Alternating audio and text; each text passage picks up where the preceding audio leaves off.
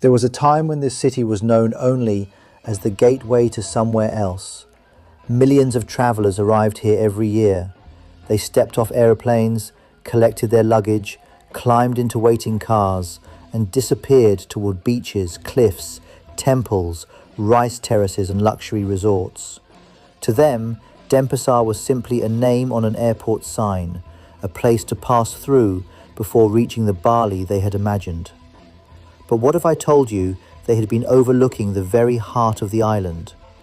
What if the city they hurried past was not just another Indonesian capital, but the place where the story of modern Bali truly began? Because Denpasar is more than the administrative capital of Bali. It is the island's beating heart. It is where centuries of history collide with the unstoppable rhythm of modern life. It is where ancient kingdoms once ruled with honor, where warriors chose death before surrender, where bustling traditional markets continue to thrive beside modern shopping districts, where sacred ceremonies still pause traffic, reminding everyone that here, culture is not preserved inside museums, it lives on the streets, in every neighborhood, in every family, and in every generation.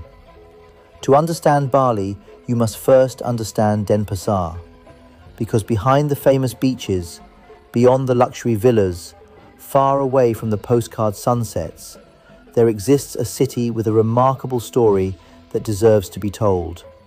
Today, Denpasar stands as the capital of Bali province, serving as the island's center of government, commerce, education, finance, and culture. It is also the largest city in the Lesser Sunda Islands and the second largest city in eastern Indonesia after Makassar. With an estimated population of approximately 680,700 people by the end of 2025, Denpasar has become one of Indonesia's fastest growing urban centers. Yet numbers alone cannot explain its importance. Every day, this city wakes long before sunrise. Traditional markets begin their activity while much of the island still sleeps. Fresh vegetables arrive from the highlands. Fishermen unload their catch from nearby coastal villages. Flower sellers prepare colorful offerings that will soon decorate thousands of temples and homes. Office workers begin their commute. Students fill classrooms. Entrepreneurs open cafes, restaurants, and businesses that serve both local communities and visitors from around the world. All of these different worlds move together in remarkable harmony. Unlike many capitals that gradually lose touch with their cultural identity, Denpasar has managed to preserve something truly extraordinary. Modern skyscrapers may rise, technology may transform businesses, global tourism may reshape the economy, but the soul of the city remains unmistakably Balinese. Walk through its streets during an important religious ceremony, and you will see traffic stop without frustration. Businesses temporarily close their doors. Families gather in traditional clothing. The sounds of gamelan music echo through neighborhoods. The fragrance of incense fills the tropical air. These are not performances created for tourists. They are simply everyday life. This balance between rapid modernization and deep cultural preservation has become one of Denpasar's greatest strengths. Its strategic importance has also attracted national attention. Recognizing its economic potential and urban growth, the Indonesian government identified Denpasar, alongside Medan and Makassar, as one of the country's future metropolitan centers within the National Spatial Planning Framework. This recognition reflects more than population growth. It acknowledges Denpasar's increasing influence as an economic engine connecting Bali with the rest of Indonesia and the wider Asia-Pacific region. Businesses continue to expand, investment continues to rise, creative industries flourish, digital entrepreneurs establish new companies. International conferences bring professionals from every continent. Universities educate future generations. Healthcare services continue to improve. Every year, the city becomes more connected with the global economy while remaining deeply rooted in local traditions. Even its name tells a story.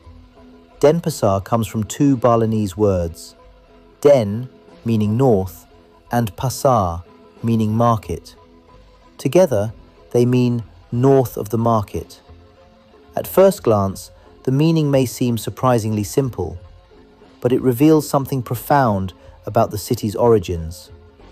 Long before highways, luxury hotels, shopping malls, or international tourism transformed Bali, this area developed around a thriving marketplace located near what is now Kumbasari Market.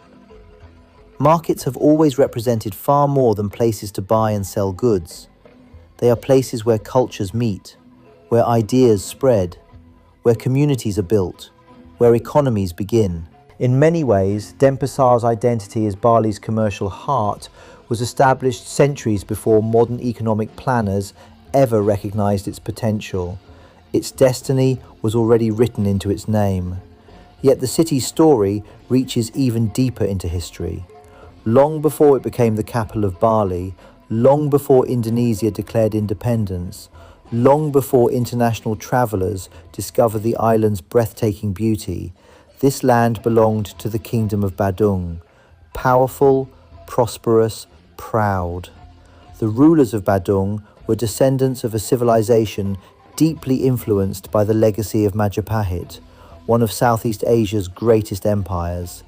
Their traditions shaped architecture, their beliefs shaped ceremonies, their values shaped society itself. Among the kingdom's most fascinating rulers was Kijambe Ksatria. According to historical accounts, the place that would one day become Denpasar was originally not envisioned as a city at all. Instead, it began as the king's beloved royal garden. This was no ordinary garden. It served as a place of leisure, diplomacy, entertainment, and royal gatherings. One of its unique attractions reflected the customs of the time. Cockfighting competitions, known locally as tajen, were frequently held within the royal grounds. For Kijambe Ksatria, these events were more than recreation. They strengthened alliances, they welcomed neighbouring rulers, they created opportunities for political discussion in an atmosphere of tradition and respect. What appears unusual through a modern perspective once served as an important social institution within Balinese royal society. No one living in that peaceful royal garden could have imagined that one day this very land would become the administrative and economic centre of an island recognised across the entire world. History often begins in the quietest places, and Denpasar was no exception. For generations, the Kingdom of Badung flourished. Its people cultivated fertile lands, nourished by Bali's volcanic soil. Farmers mastered the intricate Subak irrigation system, an extraordinary network of water management that reflected not only engineering brilliance, but also a philosophy of balance between humanity, nature, and the divine. Merchants exchanged goods across villages. Priests safeguarded sacred traditions. Artists filled temples with carvings, dances, music, and rituals that would one day become symbols of Balinese identity around the world. Life was built upon harmony. Every ceremony carried meaning. Every temple represented a connection between the visible and the invisible world. Every offering placed before a shrine expressed gratitude rather than obligation. This spiritual foundation became the heartbeat of Balinese civilization, and Denpasar grew within that rhythm. Yet no kingdom, no matter how prosperous, exists beyond the reach of history. By the 19th century, European colonial powers were expanding across Southeast Asia. The Dutch had already tightened their control over much of the Indonesian archipelago. One by one, kingdoms that had ruled independently for centuries found themselves facing overwhelming military power, backed by modern weapons, organized armies, and colonial ambition. Bali remained one of the last major regions resisting complete Dutch domination. Its kingdoms understood that surrender meant far more than losing political authority. It meant risking the loss of their traditions, their beliefs, their dignity, their way of life. The Kingdom of Badung stood among those determined to defend its sovereignty. Tensions steadily escalated. Diplomatic disputes became military confrontations. Colonial demands became increasingly difficult to accept. Neither side was willing to retreat. Then came one of the defining moments in Balinese history, September 20th, 1906, a date forever etched into the memory of Bali. Dutch forces launched a major military expedition against the Kingdom of Badung. Their troops were better equipped, their artillery was stronger, their numbers were overwhelming. From a purely military perspective, the outcome seemed inevitable. But what happened next shocked even the invading army. Instead of raising white flags, instead of begging for mercy, instead of abandoning their honor, the royal family made an extraordinary decision. Led by their ruler, members of the palace emerged dressed not for negotiation, but for ceremony. They wore magnificent traditional clothing. Gold ornaments reflected the tropical sunlight. Priests recited sacred prayers.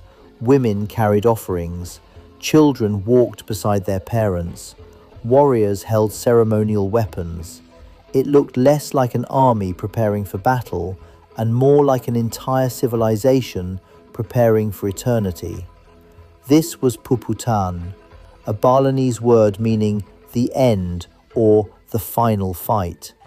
It represented the ultimate act of resistance, a declaration that honor was more valuable than life itself.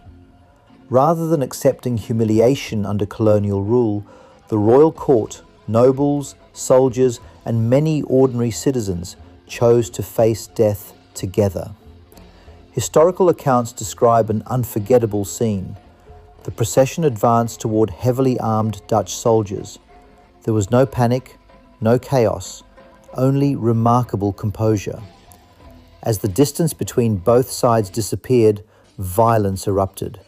Gunfire echoed across the land. Lives were lost within moments. Hundreds, and according to some historical estimates, well over 1,000 people perished during the Puputan Badung. Entire noble families vanished. Generations ended in a single morning. The Kingdom of Badung fell. Yet something else was born. The courage displayed that day transformed Puputan Badung into one of Indonesia's most powerful symbols of resistance against colonial domination. Even many Dutch observers were deeply shaken by what they had witnessed. Military victory had been achieved, but morally they had encountered a people whose determination could not be measured by weapons alone. Today, monuments across Denpasar preserve the memory of that sacrifice. The most famous stands proudly in the heart of the city. The Catur Muka statue watches over one of Denpasar's busiest intersections, while nearby the Puputan Badung Square serves not only as a public gathering place, but also as a living reminder of the courage that shaped Bali's identity. Thousands of residents walk through the square every day. Children laugh as they play. Families gather in the evenings. Community events bring people together. Life continues. Yet beneath every step lies the memory of those who chose principle over survival. Their story is not celebrated because they sought death. It is remembered because they believed that some values could never be surrendered. That spirit still echoes throughout Denpasar today. It can be seen in the determination of local entrepreneurs building new businesses, in artists preserving centuries-old traditions while embracing contemporary creativity, in communities protecting temples surrounded by rapidly growing urban neighborhoods, in young Balinese balancing global opportunities with the responsibility of carrying forward their cultural heritage. History is rarely something that remains locked inside books. In Denpasar, history breathes through the city itself. Every street carries layers of memory. Every temple connects the present with generations long gone. Every ceremony reminds the world that despite colonization, modernization, and globalization, Bali never lost its soul. Denpasar did not become great because it escaped hardship.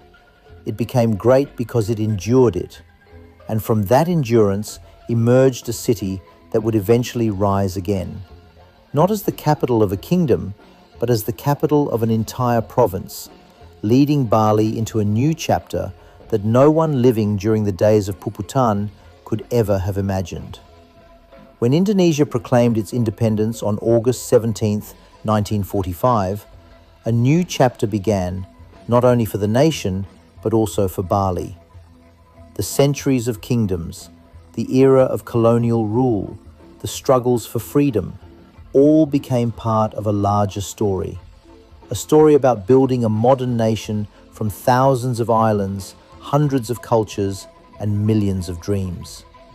For Denpasar, independence was more than a political transition.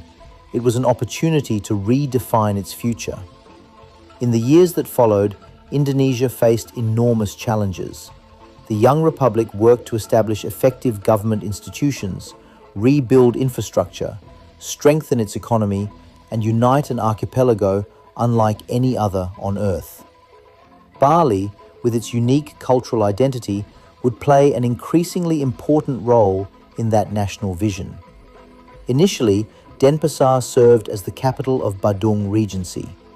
However, as the island continued to grow in both population and administrative importance, it became increasingly clear that Bali needed a provincial capital capable of supporting its expanding responsibilities. For many years, that role had belonged to Singaraja, a historic city on Bali's northern coast that had long served as the island's administrative center during the Dutch colonial period. But geography was changing the island's future. Economic activity was gradually shifting south. Transportation networks were expanding. Trade became more concentrated around the southern regions. Population growth accelerated. New opportunities emerged. Recognizing these developments, the Indonesian government officially designated Denpasar as the capital of Bali province on June 23, 1960. It was a historic decision, one that would permanently reshape the destiny of the city. Suddenly, Denpasar was no longer simply another Balinese town. It became the political heart of the island. Government offices expanded, public institutions grew, educational facilities multiplied, infrastructure projects accelerated, roads improved, public services developed, investment increased. Families from across Bali moved to the city seeking education, employment, and new opportunities. Every decade brought another wave of transformation. The city that had once grown around a traditional marketplace evolved into the administrative command center of one of Indonesia's most internationally recognized provinces. Yet Denpasar's journey was far from complete. As its population expanded and its economy diversified, the need for greater local autonomy became increasingly apparent. Urban planning required faster decision-making. Public services demanded more specialized management. Economic development needed policies designed specifically for a growing city rather than a rural regency. Recognizing its increasing capability, the Indonesian government officially established the administrative city of Denpasar in 1978. This marked another significant milestone. It acknowledged that Denpasar had developed into an urban center with its own unique challenges and enormous potential. Only 14 years later, another historic step followed. On January 15, 1992, through Law No. 1 of 1992, Denpasar was officially elevated to the status of a municipality. Its inauguration later that February represented more than a legal change. It symbolized the arrival of Denpasar as a mature city prepared to manage its own development while serving as Bali's provincial capital. Few cities experience such rapid transformation within a single century. Fewer still manage to preserve their cultural identity while embracing modernization at such an extraordinary pace. Denpasar achieved both. As government institutions expanded, another force was quietly reshaping the city's destiny: tourism. Long before Bali became one of the world's most celebrated travel destinations, visitors were already captivated by its temples, landscapes, ceremonies, and artistic traditions. But beginning in the latter half of the 20th century, international tourism accelerated dramatically. Improved aviation connected Bali with major cities across Asia, Australia, Europe, and eventually North America. Hotels multiplied, restaurants flourished, travel companies expanded, international investment poured into the island. Millions of travelers arrived every year. Although many visitors spent their holidays in places such as Kuta, Sanur, Nusa Dua, Seminyak, or Ubud, the economic engine powering much of that growth increasingly centered on Denpasar. Businesses established headquarters here, financial institutions opened regional offices, government agencies coordinated tourism development, educational institutions trained professionals for the hospitality industry. Healthcare facilities expanded to serve both residents and international visitors. Logistics companies connected supply chains across the island. The city became the invisible infrastructure supporting Bali's global reputation. Every hotel requires suppliers. Every restaurant depends on distributors. Every tourism company relies on transportation, finance, communications, healthcare, education, and government services. Behind the beauty experienced by millions of travelers stands a sophisticated urban system. Much of that system operates from Denpasar. As tourism flourished, so did the city's economy. Small family businesses grew into successful enterprises. Traditional artisans reached international markets. Creative entrepreneurs combined Balinese heritage with modern innovation.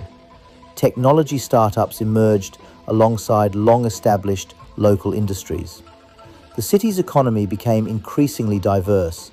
Tourism remained essential, but it was no longer the only source of growth. Finance, education, healthcare, retail, creative industries, digital services, professional consulting, real estate, all became important pillars of Denpasar's expanding economy.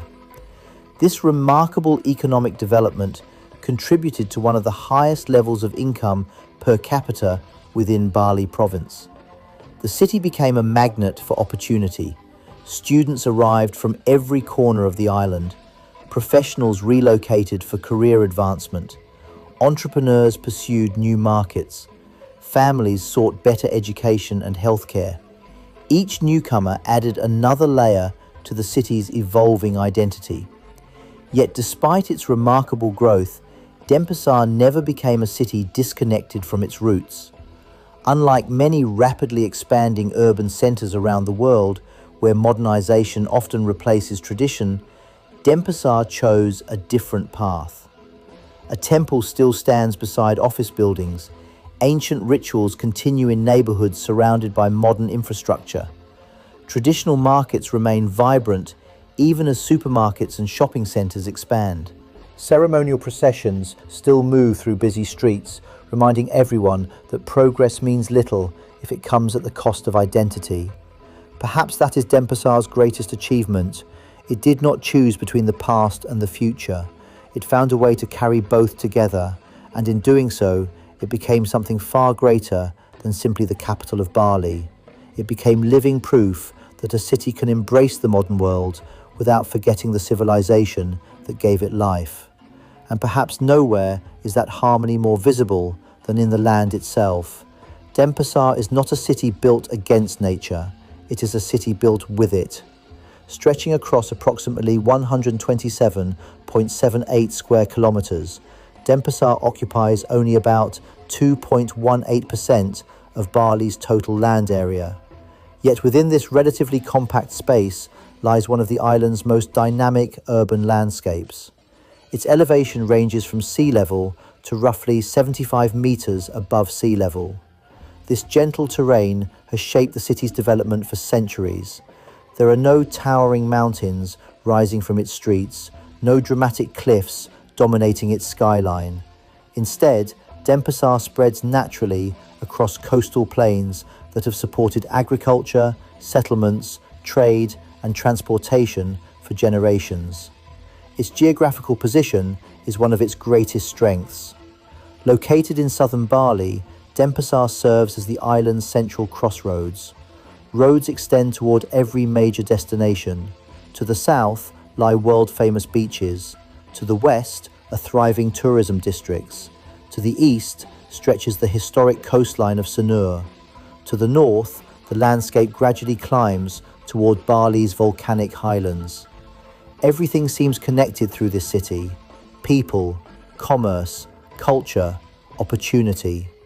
The climate has also played an essential role in shaping life here.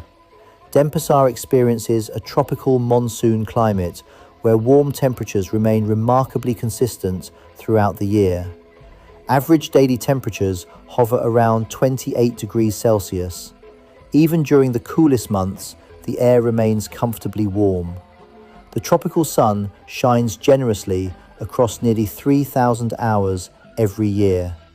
These conditions have allowed life to flourish continuously without the dramatic seasonal interruptions experienced in many other parts of the world. But with tropical beauty comes tropical rhythm. The rainy season transforms the city. Beginning toward the end of the year, heavy monsoon clouds gather above Bali.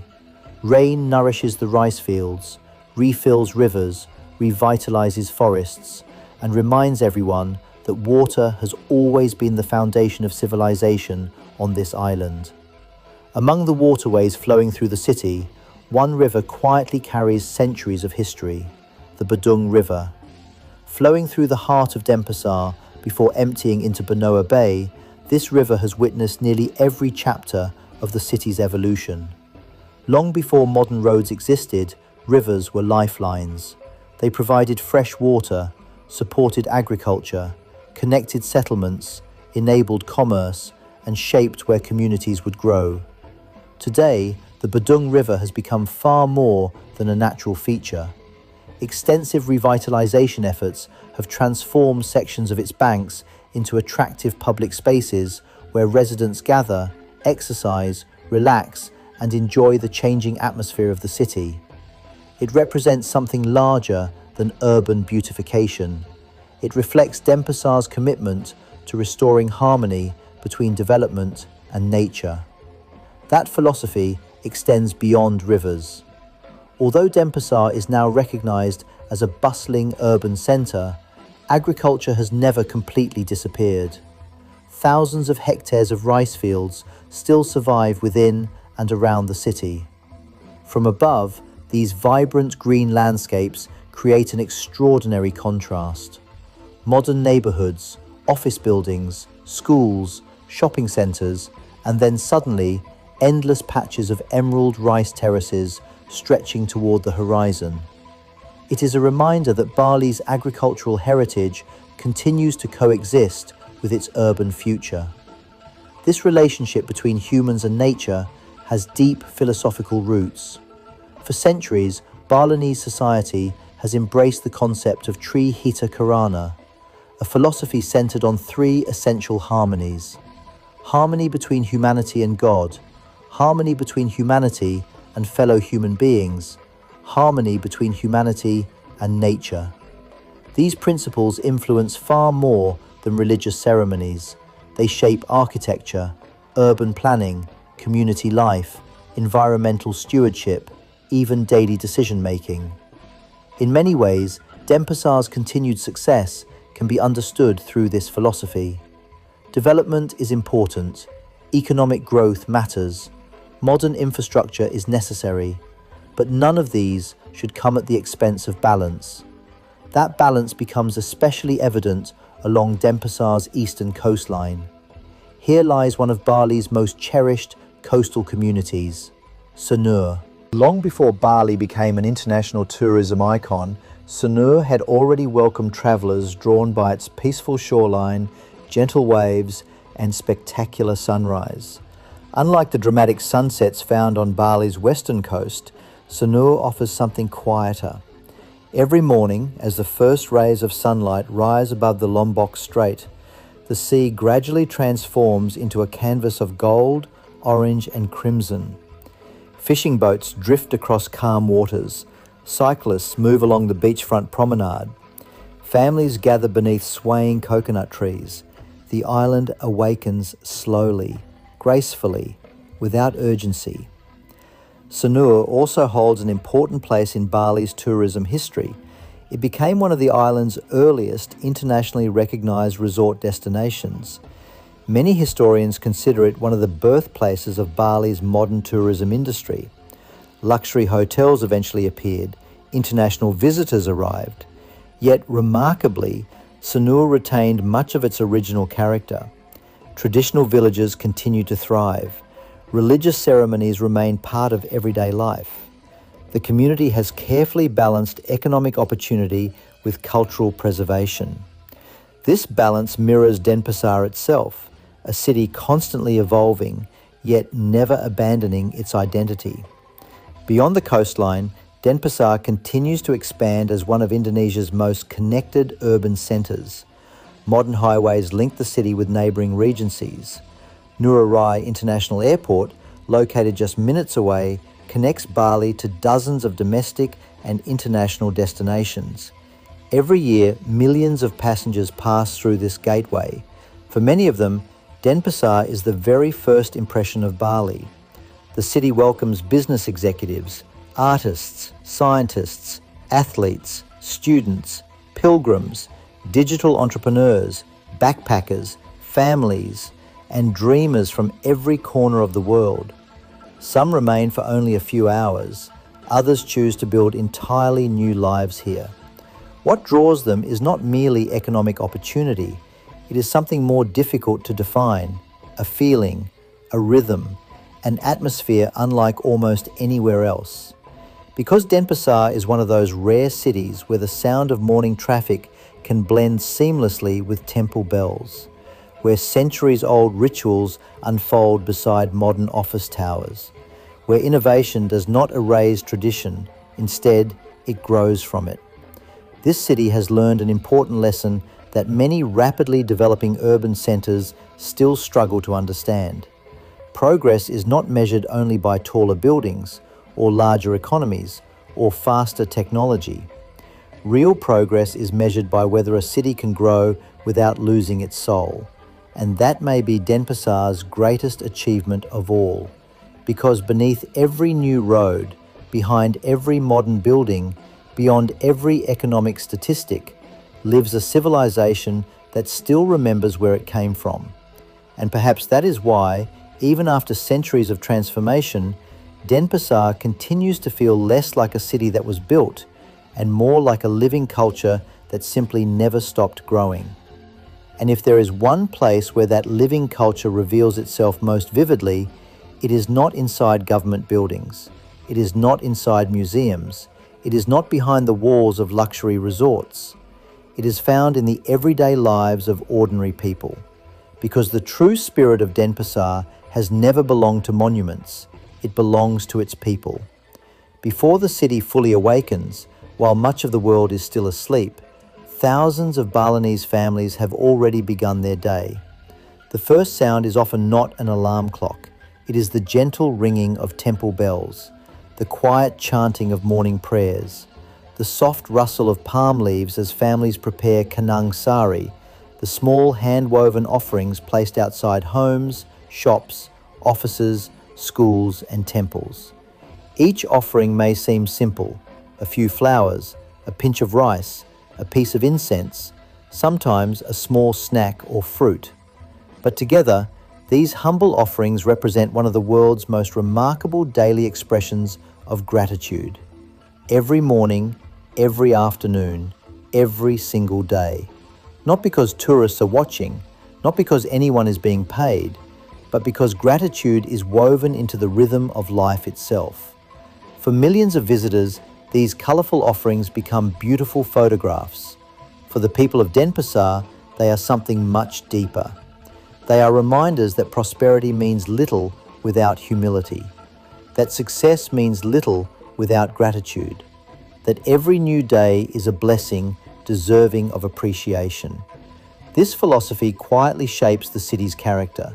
Even in the busiest commercial districts, moments of reflection remain sacred. A shop owner may pause to pray before opening the store. An office worker may stop briefly at a family shrine before leaving for work. A student may receive a blessing from parents before taking an important examination. These moments are rarely dramatic. They are simply part of everyday life. This is one of the reasons Denpasar feels different from many modern cities. Here, spirituality is not separated from daily routines. It exists within them. Walk through one of the city's traditional neighbourhoods, and another remarkable feature quickly becomes apparent: community. The Balinese concept of banjar, the traditional neighbourhood organisation, continues to play a central role in social life. A banjar is much more than a local administrative unit. It is an extended family. Neighbours celebrate together, work together, solve problems together, mourn together.